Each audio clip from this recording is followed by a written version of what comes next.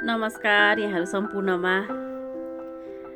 हजुरहरू कतिजनाले भारी बोक्नु भएको छ, मलको भारी, धानको बोरा, चामलको बोरा, मकैको बोरा, घट्टसम्म मिलसम्म लान, खेतीबाट घरसम्म ल्याउन, मकैको भारी, घाँसको भारी, जुन विभिन्न किसिमको भारीहरू हुन्छ नि हाम्रो शरीरले बोझ बोकेर एक ठाउँबाट अर्को ठाउँ लानुपर्ने गरौँ ब्यागमा आफ्ना मेटेरियल्सहरू राखेर हो। यस्तो सबै हाम्रो शरीरले बोक्ने भारी चाहिँ हामी थाकेपछि एउटा बिसाउनीमा लगेर बिसाउँछौँ। त्यस पछाडि हामी अब त्यो भारी कहाँ पुर्याउने हो, त्यसको गन्तव्यसम्म पुर्याउँछौँ।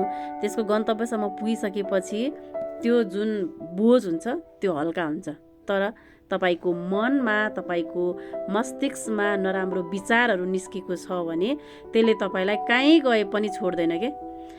उत्तर प्रश्न भएर तछाड मछाड गरेर तपाईँको मन मस्तिष्कमा निस्केका नराम्रा भावनाहरू आइरहन्छन्।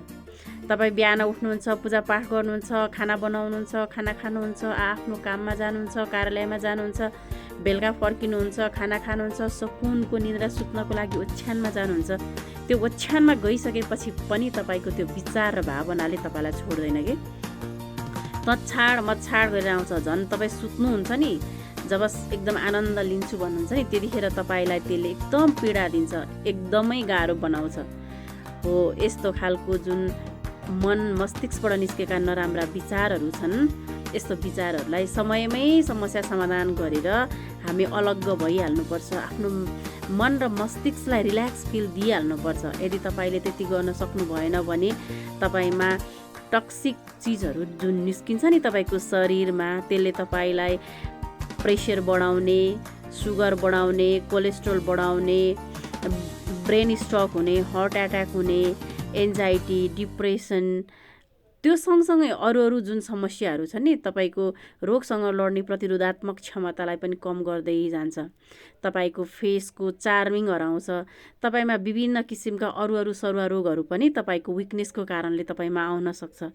त्यसैले तपाईँ आफू स्वस्थ हुनको लागि, तपाईँ आफू रिल्याक्स फिल गर्नको लागि आफ्ना मनमा निस्केका नराम्रा विचारहरू, नराम्रा भावनाहरू, नराम्रा सोचाइहरू कहाँ लगेर फाल्ने हो, त्यसको गन्तव्य कहाँ हो, त्यसको समस्याको समाधान कहाँ हो, त्यहाँ लगेर त्यसको गन्तव्यमा पुर्याइदिइहाल्नुहोस्, छोडिदिइहाल्नुहोस्, फालिदिइहाल्नुहोस्।